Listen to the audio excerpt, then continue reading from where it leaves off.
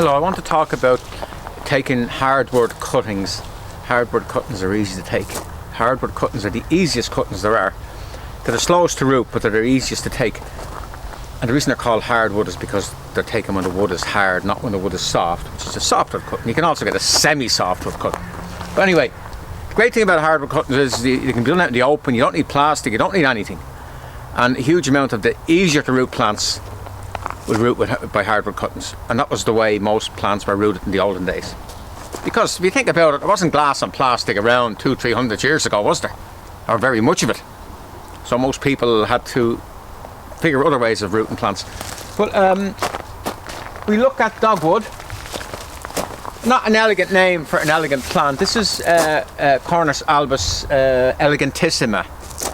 And it's growing for both its very elegant variegated foliage, and in winter time it has the reddish stems. Now there's a redder form called Sibirica, Cornus albus Sibirica. Now that has green foliage, so it's a bit boring in the summer, and it's not really for a small garden, it's too boring.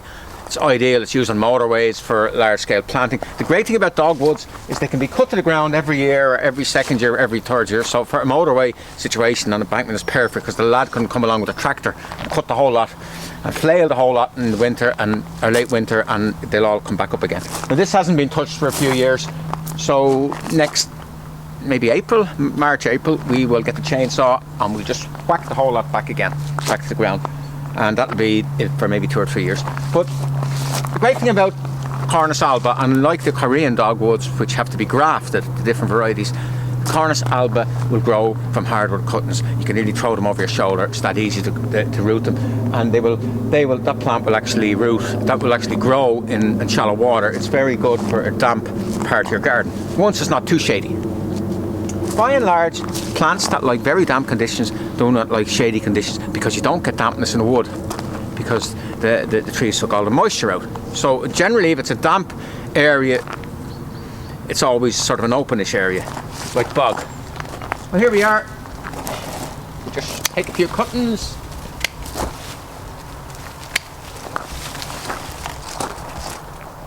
You can make really long ones, in fact really long ones, and it used to be known as Irishman's cuttings. I don't think that was meant as to be complimentary to the Irish somehow or other, but that's what they were known as.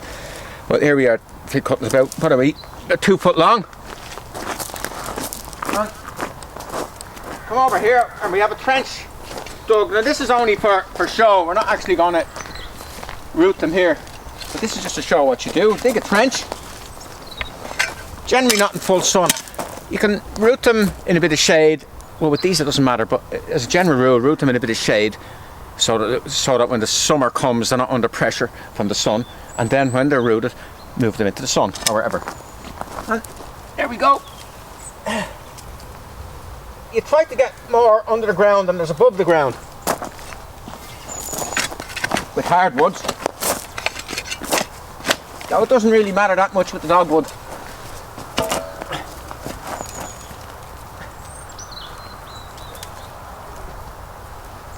No need for sand or any that highfalutin stuff.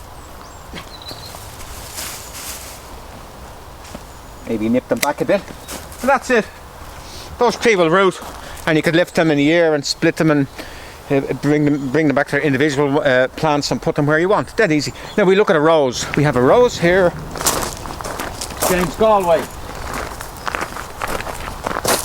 Do the same with the rose.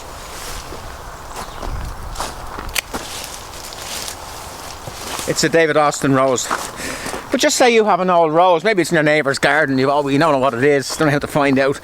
So you just, or maybe it's in the old homestead and you want to keep a memento from the old homestead. So what you will do is, this time of the year, take a few lumps.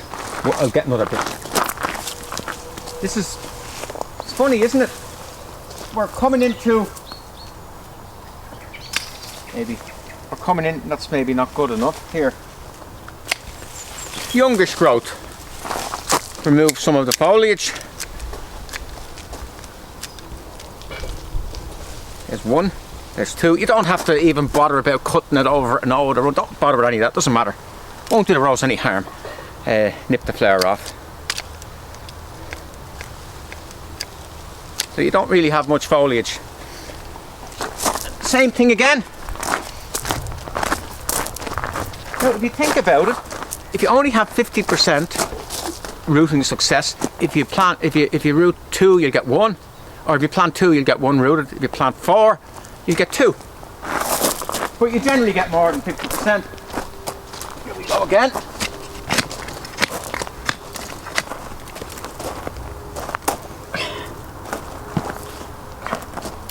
As far down as you can. Is that the right way around?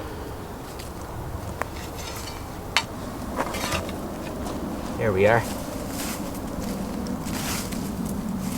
There we are. Of course, remember that David Austin roses are protected by, not sure whether it's copyright, but plant breeders' rights. So you can propagate them for your own use, but you can't sell them because Mr. Austin has to get his few shillings from all the hard work he's done, to be fair to him, for producing them in the first place. But it's no harm, and I don't think he'd mind if you propagate the odd one. But as that's what you do. You could probably, because it's still dry enough, you could put a drop of water on them. But from maybe the end of the month, it'll be so wet anyway. There's no need to do anything now. Anything other than put them in. Now here we go. Physocarpus. Maybe. I think you'd get away with Physocarpus.